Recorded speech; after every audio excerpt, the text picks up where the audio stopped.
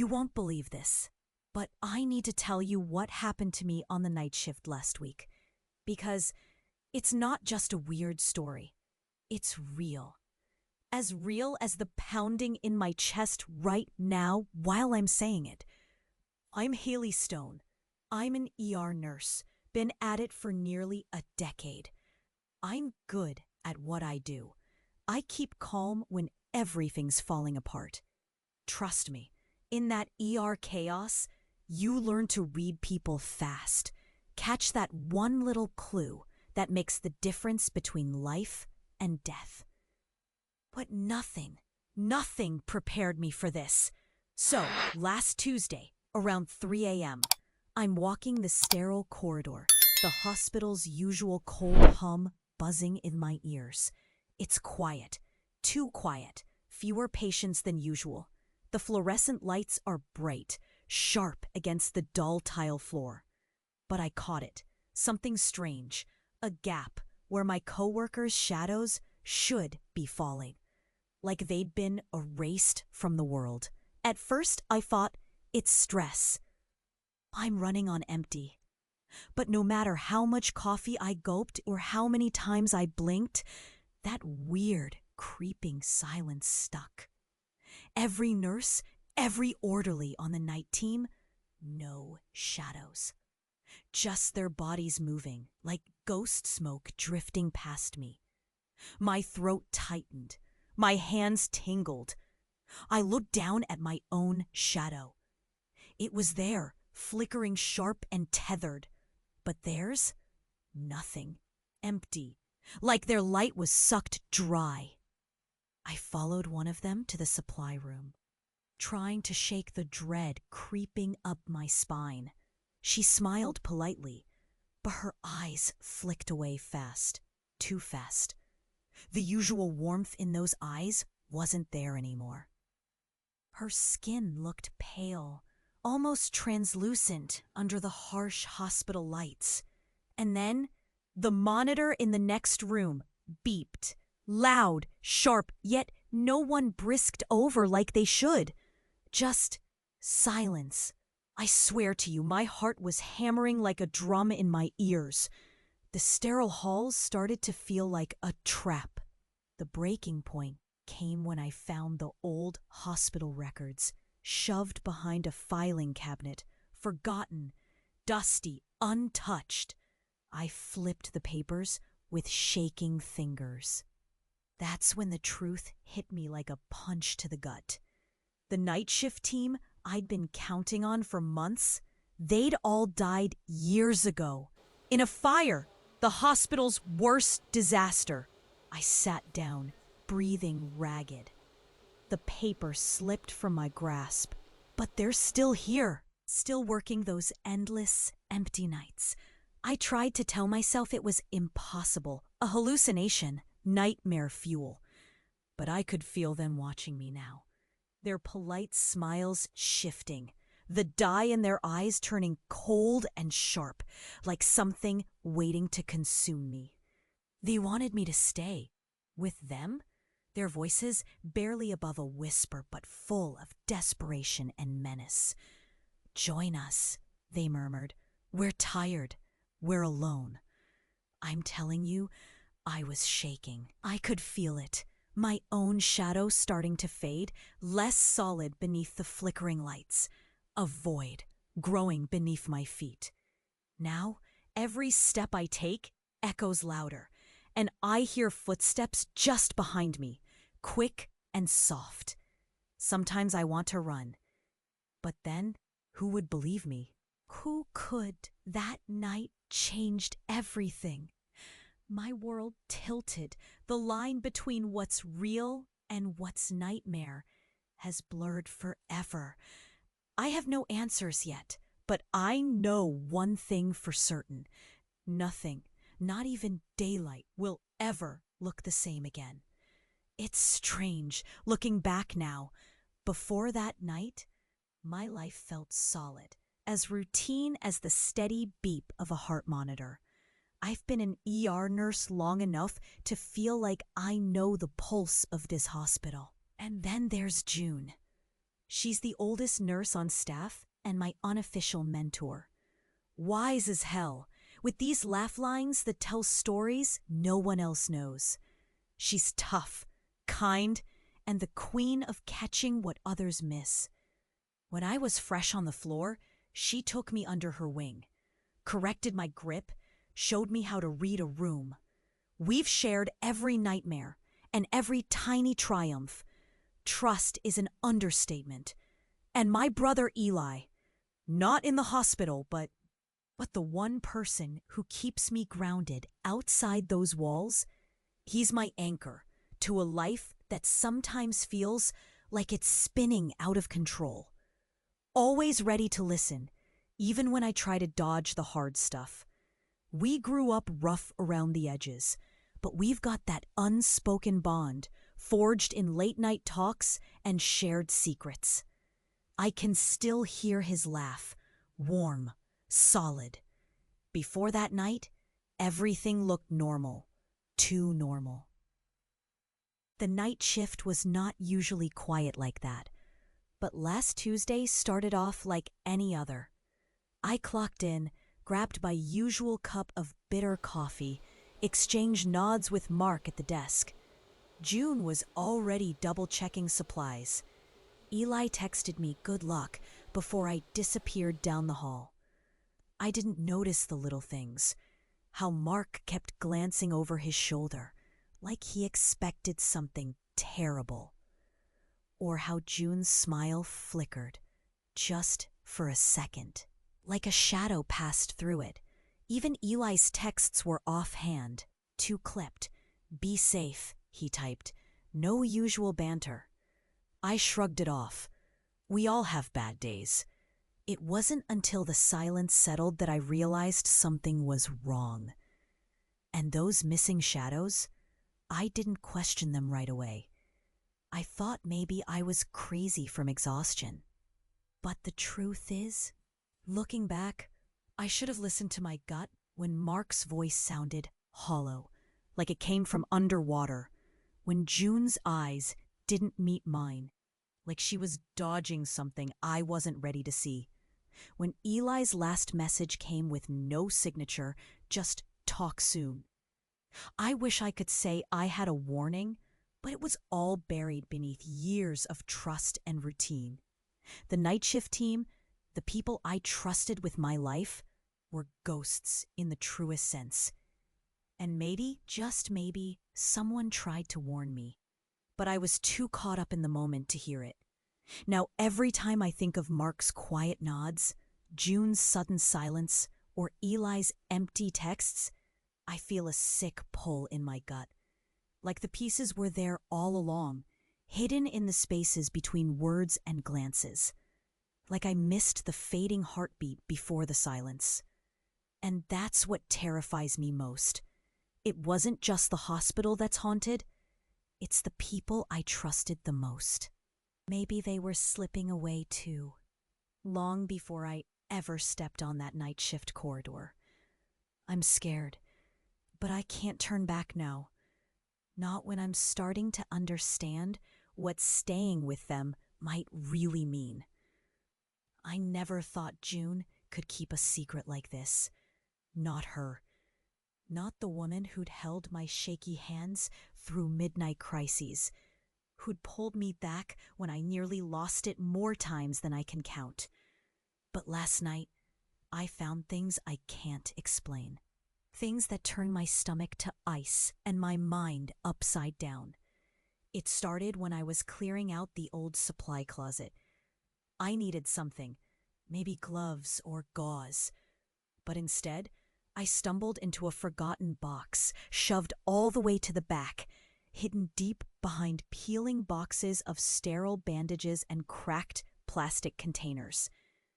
The air was thick and dusty.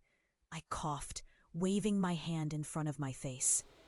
Inside there were envelopes and manila folders, yellowed and brittle. My heart thumped harder, the pounding hammering in my ears. I didn't want to look, but I had to. One folder had June's name written on it, but the handwriting wasn't hers. That icy feeling spread deeper when I opened it. Papers, old files, everything labeled under a different name, Margaret Cole. I stared at the ID card taped inside. A photo of a woman who looked a lot like June, but younger, sharper, almost too perfect. The file said she disappeared from another hospital 10 years ago, accused of malpractice and cover-up in a scandal no one ever talked about here. I dropped the folder. My hands trembled. That slow burn of betrayal twisted tight in my chest, like a coil squeezing the last breath out. How could this be? June, the woman who had patched me up when I broke down, the one who brought me coffee on my first rough night, the voice in the silence when everything else felt like it was falling apart. I flipped through more papers, emails between hospital execs discussing avoiding lawsuits, hush money, quiet exits, witness statements blacked out, and then a thick envelope marked confidential with tape freshly cut. Inside, a recording. I pressed play on my phone, voice shaking. A woman's voice, cold, clipped. You can't keep hiding this. The incident, patients harmed, paperwork faked. Force is only so reliable. One mistake and it all falls apart. Then, June's voice. Smooth but tense. I know what's at stake. I'm done running. But they think the hospital owes them silence. My breath hitched. Seconds later, the heavy clang of metal. A muttered curse. The sound of a body hitting the floor. I replayed it. No, I whispered. The room felt smaller, closing in. My vision blurred. The hard floor pressed against my knees as I slumped down. Hands clutching that folder like it was a lifeline or a weapon. All my memories crashed against each other. The gentle smiles, the patient lessons. Was it all a lie? I needed proof. I had to know the truth. I grabbed my phone and called Mark. No answer. I went to her office. Empty. June's locker?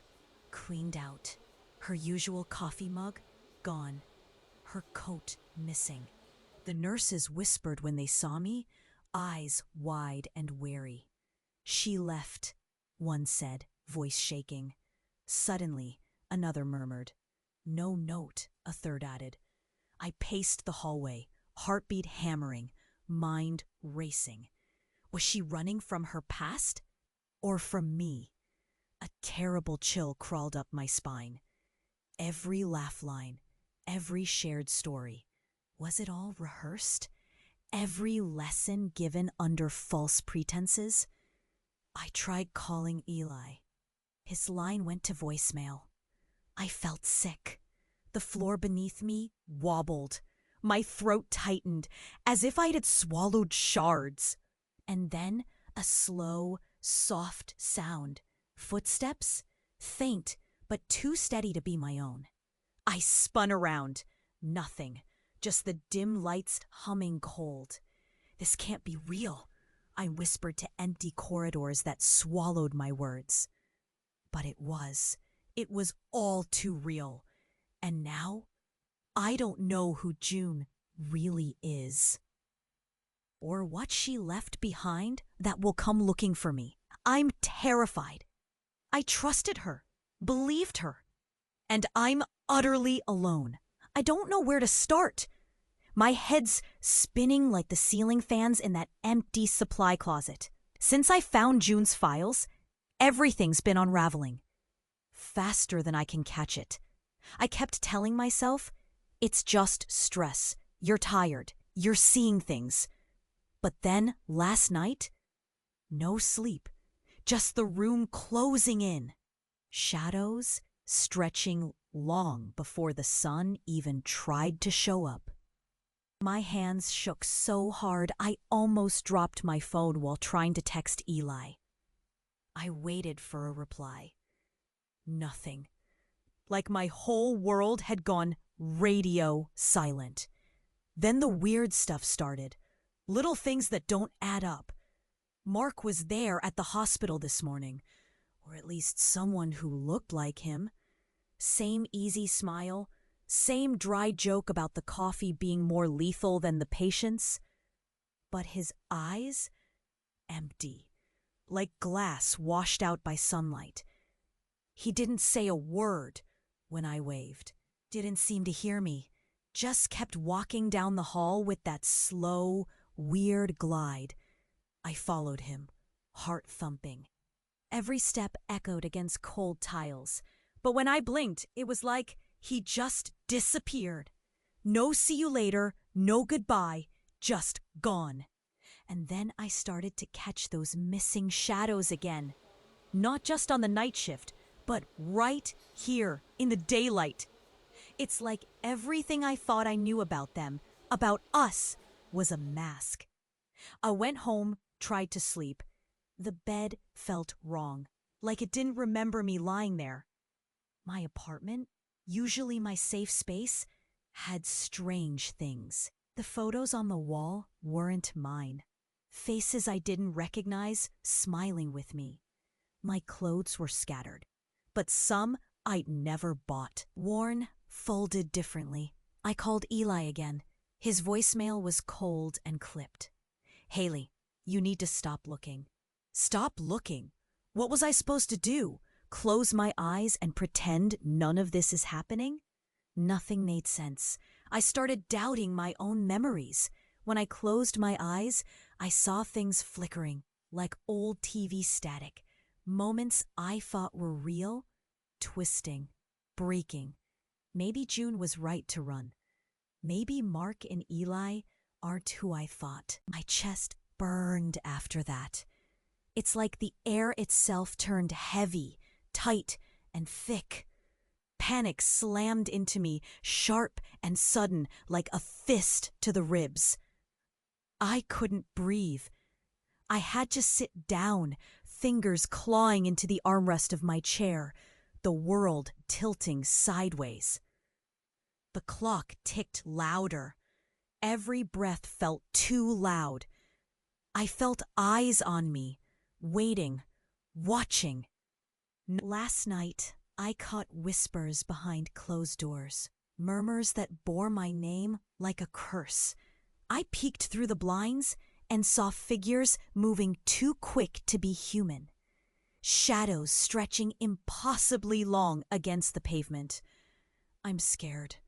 I catch myself checking the locks a dozen times, jumping at the smallest noises, creaking floorboards, a tap on the window, the mail slot sliding open when no one's supposed to be there. I don't know what this is anymore. If the hospital was a lie, my reflection blinks back, but the eyes, they don't belong to me anymore. They're empty, cold, like I'm just a shell waiting to be swallowed whole.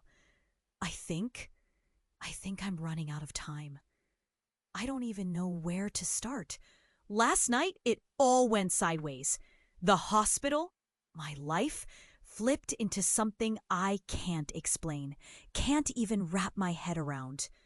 I was walking the corridor, 3 a.m. again, the hum of the fluorescent lights buzzing loud in my ears. The air felt thick, like it was squeezing my lungs. I heard footsteps echo ahead. I thought it was Mark. It usually is. But when I rounded the corner, the world fractured.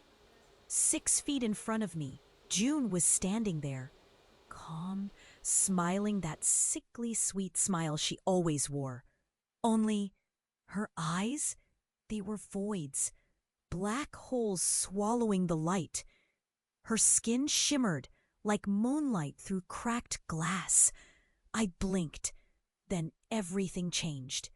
The floor, no, The whole corridor started warping, twisting like it was alive.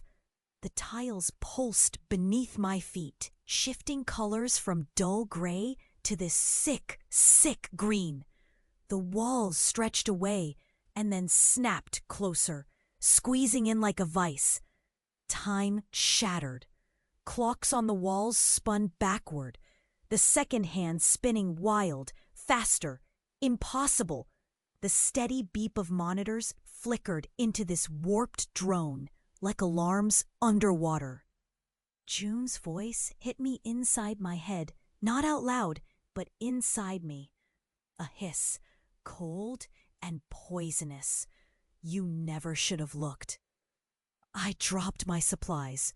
My hands trembled so hard I couldn't grip the doorframe. Then she stepped forward, except she didn't move. She was everywhere and nowhere, like smoke that crawled into the corners of the room. The flickering lights danced across her face in impossible ways. Her mouth moved, but the sounds didn't match. "Stay," she whispered. "Stay with us." I wanted to run. My legs betrayed me. They locked, heavy as lead.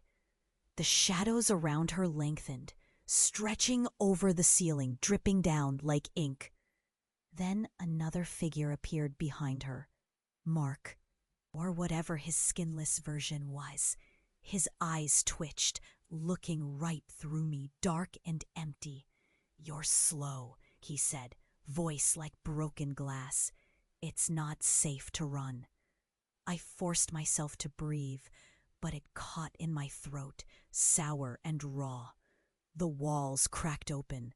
A cold wind whooshed out, carrying voices, quiet sobs, desperate cries begging for mercy.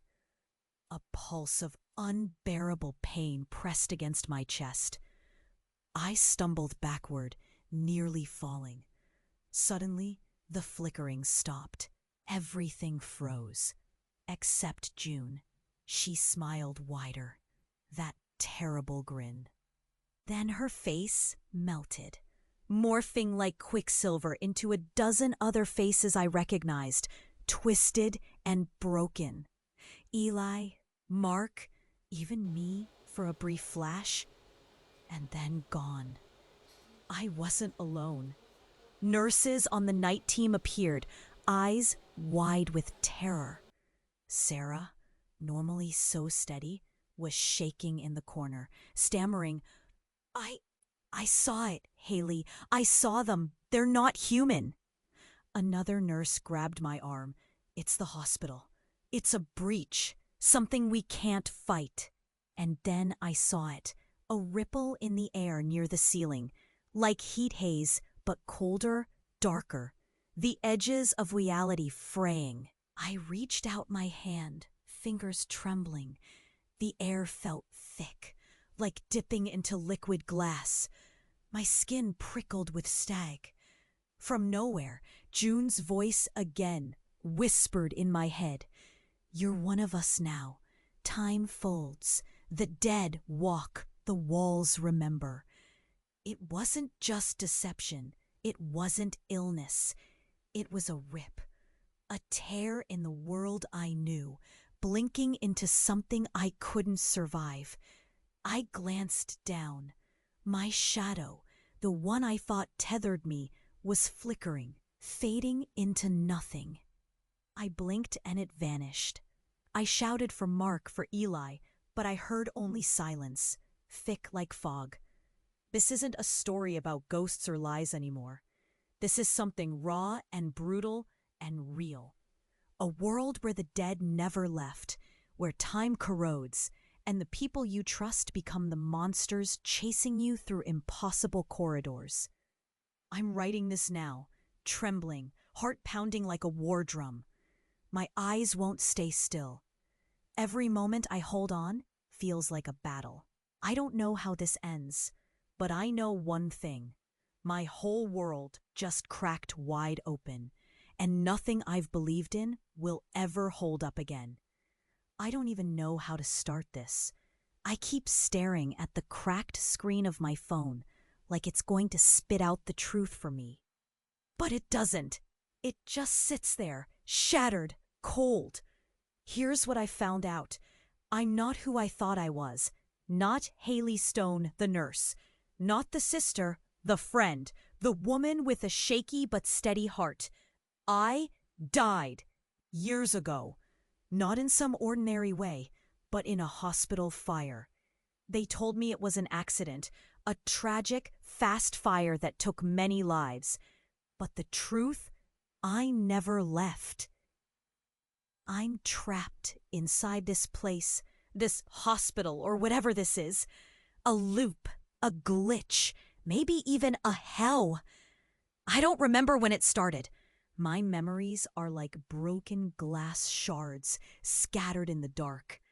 I tried to hold on to them. The laughter with Eli, the comfort from June, Mark's steady hand. But those were implanted, constructed, lies stitched into my mind. I'm not living, I'm surviving, like a ghost tethered to the screen of a cruel experiment or a cold machine. My life, my memories, even myself, all illusions to keep me here, locked in this endless night shift nightmare.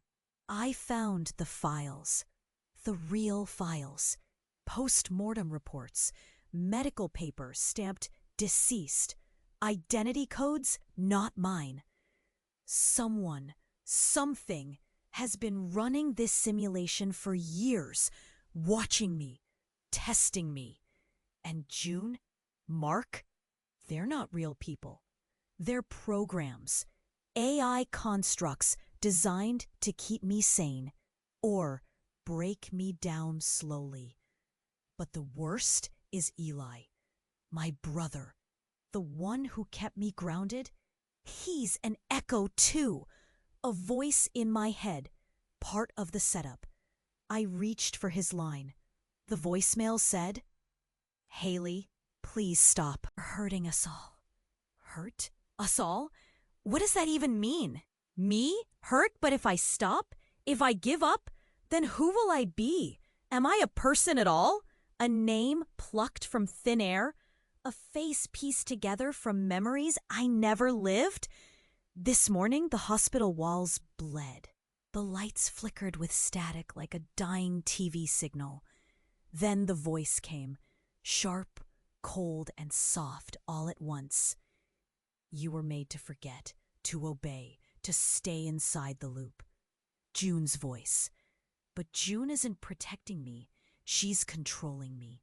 She's the reason I'm trapped. I was too broken to see it, or maybe I wanted to believe she was real, to hold on to something warm. But those files revealed everything. She's the architect of this prison. And the fire? The fire was her design, a surgical cut to erase the real me and start again. I, Haley Stone, was erased, rewritten, reassembled like data. I feel it now, the cold in my veins, the way my thoughts slip and fall through cracks that weren't there before.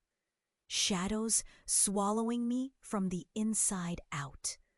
I'm looking at my reflection in the dark screen, a blank mast staring back. No soul, just a fragment of a story told to me. This is not life. I screamed in the empty corridors. No one answered, just the hum of fluorescent lights and distant whispers of a past that never happened. And then the choice came. "Stay," June's voice breathed, "or let go." Stay and live this fake nightmare forever? Watch the people I love fade into code? Wait until I become nothing? Or let go into the void, the unknown, the silence? My hands are shaking. My chest is tight. The pounding is back, rough, desperate. I'm terrified, but I'm done pretending. I must choose. Because this cage isn't just around me anymore, It's inside me. And if I stay, I'm lost. If I go, I'm nothing. I don't know which is worse, but I'm done running in circles. Now, I step forward, into the darkness, or what's left of me. I'm standing in the middle of the hallway again. The cold, buzzing lights flicker like they're breathing down my neck. I can hear it now. A low whisper crawling under my skin, spreading like ice water. June's voice. Choose, Haley. Choose. I clutch the folder, the one with the files, the truth that's burning a hole in my hands. My heart's pounding so hard, I'm sure everyone in the hospital can hear it, even if they're not there. There are 2 doors ahead, both cracking open and closing, like they don't have time to wait. Behind one, there's a way out. My way out. If I take it, I'll leave this mess behind, vanish from this prison. But it doesn't come free. If I go, the others, in this loop, in this twisted nightmare, will get trapped here forever. June, Mark, Eli, all of them ghosts stuck in the hospital's blood, waiting for release that won't come.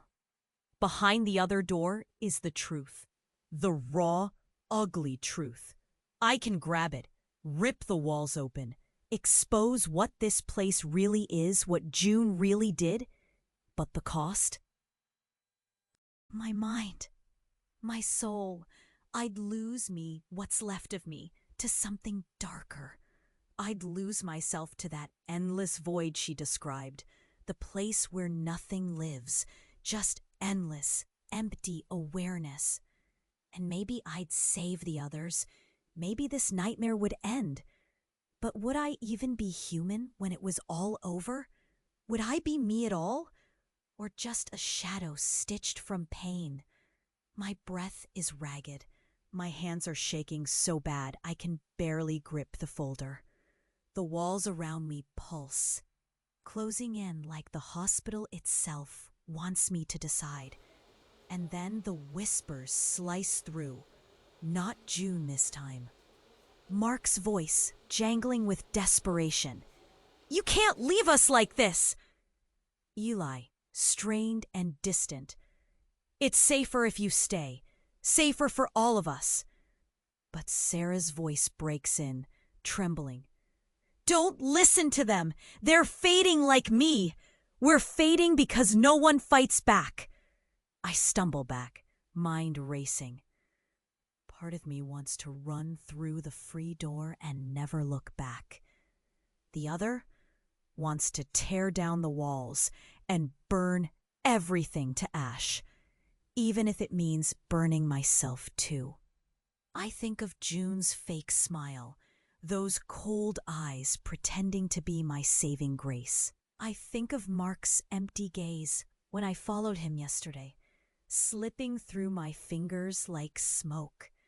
Eli's silent messages warning me off, and myself, this fractured version of me who doesn't know what's real anymore. Do I save me, alone? Let everyone else drown in this endless night? Or do I vanish, disappear into that frozen dark so the rest might live? And lose what makes me human in the process? My chest is tight, my throat raw. The floor beneath me feels like it's shifting again, like the whole world is breathing fire under my feet. I press the folder to my heart, as if it can hold me together. The whispers swell, a chorus of pleading, threatening, begging. Stay, leave. Stay, leave. I close my eyes. The cold grips my skin like a noose. And I step forward towards the door marked Truth. The hallway shudders. Light cracks. The sound of glass breaking echoes sharp and loud. I'm falling into shadows, into silence, into nothing. Because some things are worse than never being free, worse than forgetting who you are. Right now, I'm already losing myself.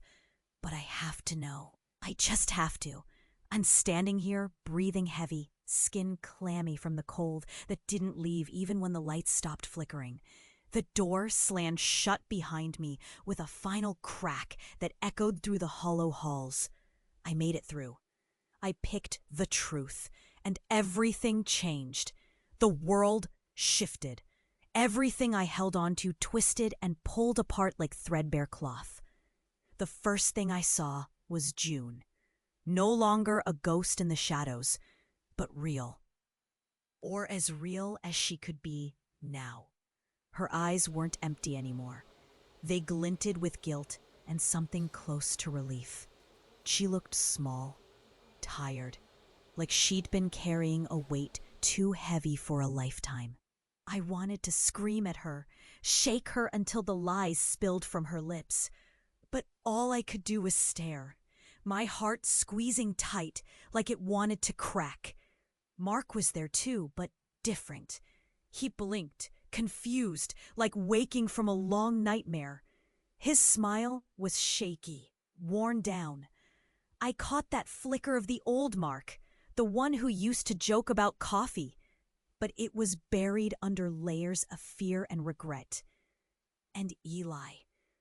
Oh, Eli. He was quiet, his face hollow with the weight of things unsaid. I wanted to cry, to run to him, but the space between us felt thicker than the prison I'd been trapped in. He looked at me like I was a stranger who just walked out of the dark. We were all broken, fractured pieces trying to fit back together. The hospital wasn't the twisting maze of horrors anymore. It felt real, but scarred, like a body with stitched up wounds that would never fully heal. The walls hummed with silence, no flickers, no cold whispers, just the heavy, steady pulse of something alive, fighting back. I held the folder tight. The files, the truth, they burned in my hands, but also gave me a strange kind of power. The knowledge to fight, to change this story. But the cost?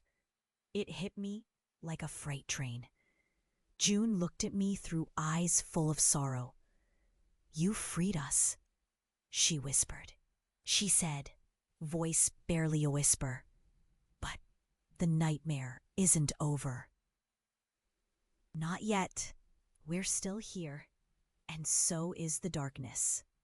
I swallowed hard, the tightness wrapped around my throat, breath coming short and sharp. "Then what now?" I asked. My hands trembled so badly I dropped the folder onto the cold tile floor. June bent down slowly, picked it up, and handed it back. "Now," she said, "we fight together. But some of us won't make it." The others, Sarah, who had spoken up, and the rest of the night team, they were standing nearby. Faces pale, eyes red-rimmed. They had been fading, disappearing, but I saw them hold on, clutching at any sliver of hope. Mark stepped closer, voice raw.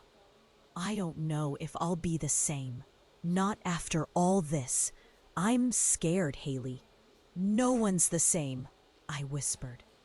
Eli's silence was louder than any words. He nodded once, his jaw tight. I realized then that we were all ghosts slipping into the light, scarred, haunted, but alive. Maybe broken, but breathing. Still. I felt something shatter inside me. The loss of who I was, who I thought I was, cut deeper than any wound. I'm not the same Haley Stone anymore. That woman died in the fire years ago, or maybe never truly lived. What I am now is harder to say. I'm shadow and light, memory and truth tangled tight. Sometimes I catch my reflection, and the eyes looking back don't feel mine. They're guarded, wary, like they've seen what no one should. But I'm here, still standing, trying to make peace with the hollow space inside. The days after that, it was like waking from a nightmare that didn't end. I found moments of calm, small laughs with Sarah, Mark's shaky jokes, Eli's quiet presence, bits of a family stitched together by pain. But the echoes followed me, shadows in my thoughts, the question of what I lost and what I gained. I saved them, yes. The others pulled some of us back from that endless loop, but I still feel the edges fray in my mind, the hollow pull beneath the skin. Sometimes in the quiet, I can hear June's voice reminding me of the price. You chose truth, Haley, but truth isn't freedom, it's responsibility, and the darkness waits for cracks. I don't know how long I'll hold on, but I do know this. I'm not running anymore, no matter how cold or tired or broken I get, because this is my fight now. And I won't let the nightmare win, not this time.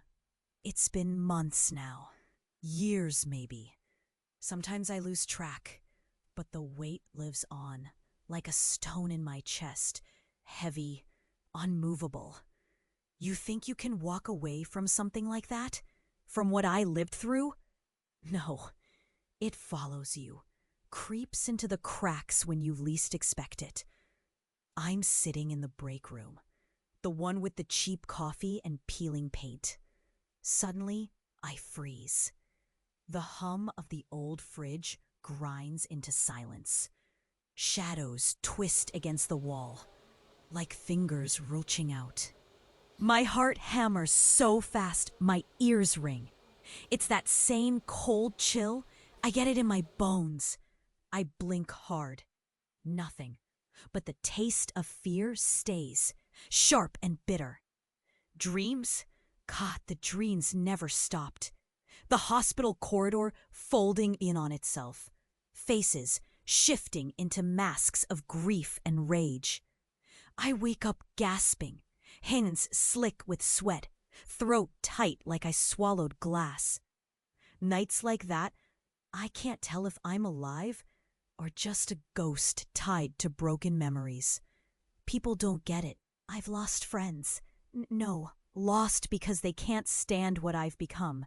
The quiet in my eyes scares them.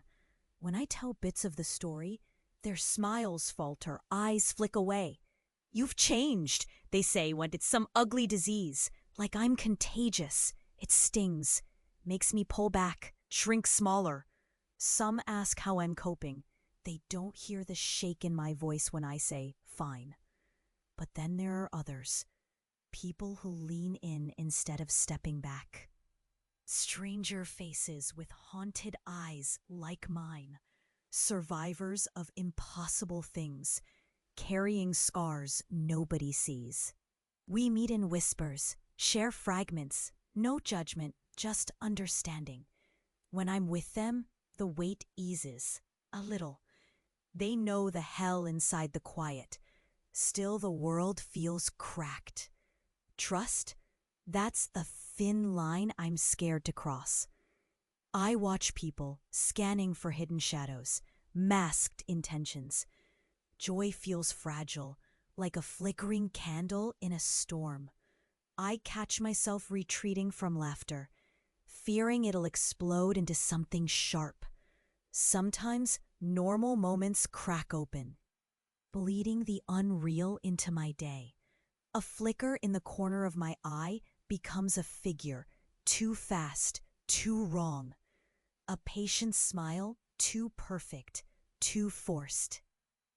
Hospital monitors glitch, blinking erratic like broken signals from the other side. I smell smoke that isn't there, hear whispers curling just beyond reach, twisting around my thoughts. One afternoon, I was walking down the patient wing, bags heavy in my hands, when a nurse passed me, same pale skin, same cold, empty eyes I remember. She smiled, but her shadow didn't move. My breath hitched. She looked right through me. I stumbled, nearly dropping everything. At home, the nights are worse. Silence stretches too thick. The walls lean in like they want to swallow me whole. My reflection stares back with eyes I barely know. Dark, hollow, tired. Sometimes I swear my own shadow moves differently, like it's trying to break free or warn me. Eli calls less now. His voice sounds distant, strained. "Haley, don't dig too deep," he says, warning or pleading, I can't tell. He's afraid of what I've become, or what I'm chasing. My brother, the one constant, I'm starting to lose him too. Mark and Sarah dropped off the map, swallowed by their own silence. June, I haven't heard from her either. I don't know if she's a ghost, a memory, or something worse. Sometimes I wonder if any of them were real at all. But whatever this is, this half-life I live, it's taught me things no book ever could. I see beneath the surface now. People's masks, their hidden breaks. I've learned to hold the darkness without letting it snuff me out completely. I walk the hospital halls with eyes. Sometimes, in quiet moments, I think I hear the old whispers, the pull of that endless night, begging me back. The lines between real and unreal blur like wet ink. My story isn't finished. This thing inside me, this nightmare tangled with truth, is still alive, still growing. It waits for cracks, waiting for me to falter. But I won't. No, I'm still here. Wounded, yes. Wary, yes. Scared every day, but fighting. 'Cause maybe, just maybe, that's all any of us can do. Keep walking through the dark, step by trembling step. I thought it was over. I really did. After everything, I thought I'd stepped past the edge, out of the dark, into some kind of broken light that held a chance. I thought the nightmare stayed behind those hospital walls, where I could keep watch but never fall again. But now I know that was the real lie. Because last night, when I finally closed my eyes, I didn't find peace. I found a shadow, a pulse in the breath between seconds, a whisper curling in the air that wasn't mine. And then it hit me. The fire didn't end anything. It wasn't the start of a nightmare or some cruel mistake. It was a door. Not just for me, for all of us. The ghosts, the lost, the broken. They're not waiting to be freed. They're waiting to be invited back. That's the truth nobody warned me about. Think about those quiet moments in your life when everything feels just a little off. The runner who never blinks. The smile that doesn't reach the eyes. The chill that creeps under your skin for no reason. Those are cracks, doors, invitations. You don't see the shadows because you're not ready, but they're there, waiting. The hospital was never just a building. It was a trap, a doorway, a loop feeding on broken souls who hope for release, but only find more silence. June, Mark, Eli, They weren't just victims or programs. They were the gatekeepers, not to keep me in, but to keep something out. When I stepped through that door marked truth, I opened more than just files. I opened a wound. And the darkness, it's not gone. It's deeper now. It curls through the corners of this world, threading through your life, your work, your family. I'm telling you this because if I don't, who will? This isn't just my story. It's every forgotten face in every quiet hospital, every lonely soul behind a forced smile. The dead walk. The living don't see them. And the worst part? Sometimes you don't have to die to join them. The shadows you miss aren't always theirs. They might be yours. Your shadow flickering in a cold room. Your breath caught when nobody else is near.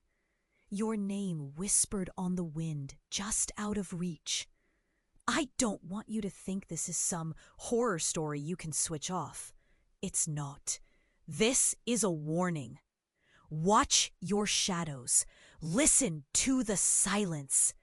Trust your gut when it screams. Because once that door cracks open, there's no going back, no matter how loud the world gets. So before you blink, before you turn away, look again. That shape in the corner, the face smiling just a little too long. It's waiting for you. And maybe, if you don't watch closely, you've already let it in. I'm Haley Stone, or I was. Now, I'm something else, something between. And if my story ends here, it's only because someone else's is just beginning. Don't say I didn't warn you, because the shadows are patient and they never forget. They're closer than you think, closer than your own skin.